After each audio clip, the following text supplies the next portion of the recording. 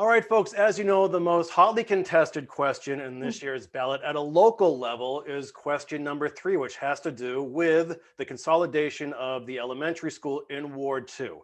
Joining us today is Pamela Steele, Patti Amaral, and Denise Pascucci to discuss the question and their stance. So ladies, thanks for joining us. Thank you for having us.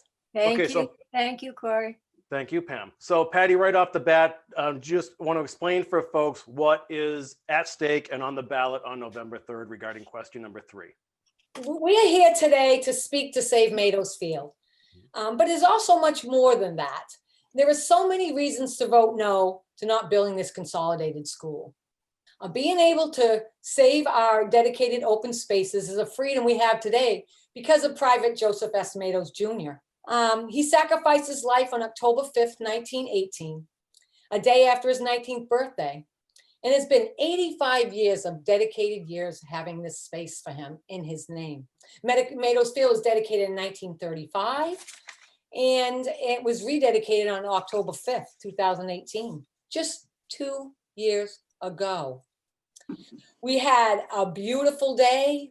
The mayor was there, our senator was there, our representative was there, family members were there. We had a beautiful day for Joseph, and it was so patriotic. Our hearts all sang. We had a family member that did the blessing for Joseph's family, and they came near and far to honor the hero. The Docksiders performed, and the Sea Cadets were there, and the Veterans Administration all helped us to make the day wonderful. And it took five Mondays that I sat with Lucia Amaro putting this day together. And it was very proud for me when the day finally came. You know, taps were played. We had taps and echo. So we had 2 different tap players, and they played as the 48 star flag was raised. And then after we went up to the fraternity club and we had refreshments, and the same club that honored him in the first place and back in 1935 that wanted to have this field dedicated to him in his name. Fast forward to today, it was only 10 months after we had rededicated the field that I was told that the field might be taken for a 440 consolidated school. Hi, I do want to thank you for giving us that opportunity to let people know our stance on this, as we have been attending meetings for over 1.5 years. Probably Pam has been attending more. So we have been attending the school committee meetings, the building committee meetings, city council meetings. So we basically feel that we're pretty on top of what is actually happening here. What I want to continue with Patti is that her and I were on the same Light Up Meadows committee when back in June of, I think it was 2016, a June storm knocked down the lights that were there from the 1970s. And it was the men from the Gloucester Fraternity Club that put them up, and they were just telephone poles, and they lasted many, many years. And as a member also of the KPN Women's Softball League, we use that field, and we have been organized for over 40 years. So that is our home. So when the poles were knocked down by a storm, Patti and I and a few other people raised over $280,000 to do a full rehab of that field. With some of that money was $190,000 in CPA grants. Okay, so Patti and her husband were the ones that put all the time and effort in writing the grant. So our tax dollars did go to this field, and again, only a couple of years ago. After we found out that we were in fear of losing our field, we did attend as many meetings as possible, and we have found out that that our city is okay with taking that field. And again, as you can see, that Patti and I both have a lot involved in this, that we don't want to lose the field. What we did do also is we did do some signatures online, and also I stood out in front of Market Basket and on a combination of 1,000 signatures that were opposed to this whole project. We did send that into the city, to our city officials, but also we sent that into our legislators with the hope that they would read it and notice that we had a lot of opposition to this project.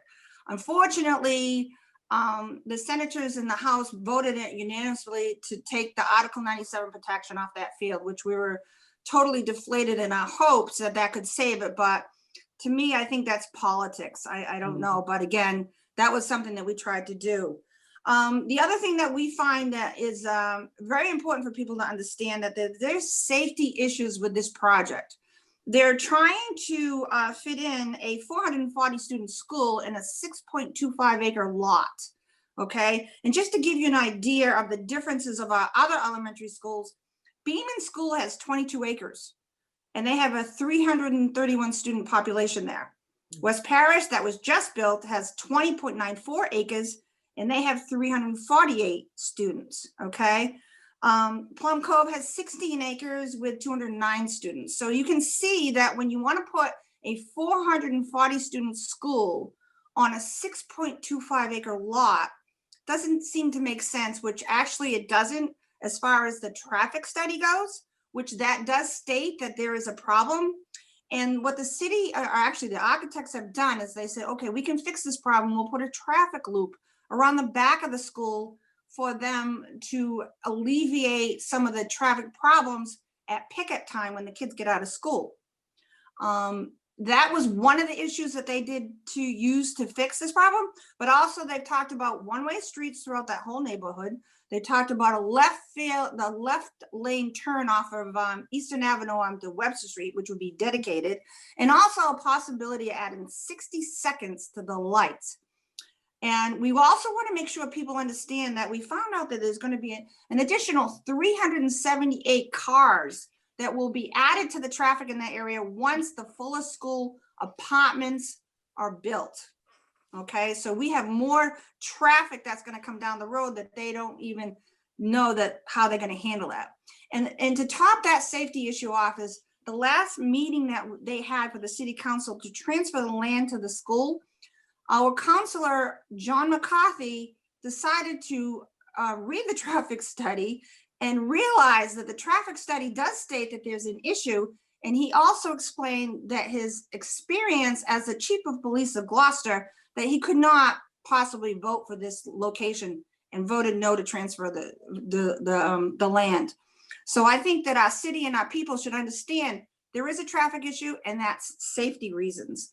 So that is what I have to add to this. And there are two huge reasons that the people of Gloucester need to know. It's not just about the building, because we all agree that our children deserve safe schools, but not necessarily new schools. So that's what my take on it is.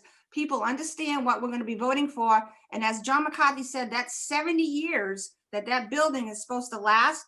And we hopefully don't have 70 years of a traffic issue. So thank you for listening for that. I'm a senior citizen and I'd like to come at this from a different angle. I support the Joseph Mados not taking that field. That it's a terrible disrespect. I'm a fan of small schools, and the research shows that small schools, the kids have better outcomes. West Parish is a neighborhood school. These will not be neighborhood schools. And I've been at all the meetings and I really understand the issue. But I'm taking a different take on it. I'm taking a take on tax paying, because I've done my homework and the average income in Gloucester is $65,377. And I want to make sure that we understand that we may be breaking the bank because taxes are going up because of the influx of real estate increases in people's home values.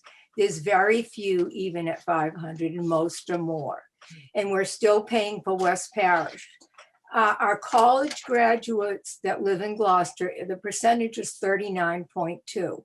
As we all know, it's harder and harder for people without a college degree to pay high real estate taxes because they don't make the kind of money that people used to make when there were factory jobs and they got benefits and overtime. 38% of this population makes under $50,000. And you're talking about heating massive buildings. It's been documented at every single meeting that we have not taken care of the schools we have that are small and easier to manage. And it's also been documented that Fuller was taken down because it was too big to manage. And here we go again. We sold Fuller for $5 million. It was probably valued at $50 million at the time. But here we go again. We're making the same mistake again. We cannot afford this type of building. We just can't. I'm not against schools. I love kids. I have grandchildren. I don't think it's the building. I know it's not the building. The state average for seniors is 27%. We are 33.5% in Gloucester. Oh. Their income does not go up. And I really resent the fact that people like me who've lived here our whole life, who've worked, who will never qualify for anything, will be driven out of our own community, which we have been trying to save. And it's been falling on deaf ears. So I've been at every meeting I can to try to get anyone to really think about what the issues really are, and not just we love the children, because who doesn't love kids? That's just a no-brainer. We also have a sewer project that's coming up. Forgot we have to about think that. about Thank you, that. Patty. I'm not an expert on these things, but when I drive by Essex Ave and I see the treatment plant we have now, it seems like I know that that road has flooded in the past. And my thoughts are, I'm wondering if we're even going to be able to add on secondary sewage treatment plant to that plant, or we're going to have to move that altogether. And it's a lot of money. And there are people in our town that are on fixed incomes. And what do we say to them? Oh, it's just $100 in your, coming out of your pocket, but it's not true, because it depends on how much your house is worth. My mom, for instance, has my grandfather's home over in Nashua Ave. She pays, and she still has a mortgage, poor thing, but she pays almost as much as for taxes as she does for her mortgage. And she doesn't make any more money.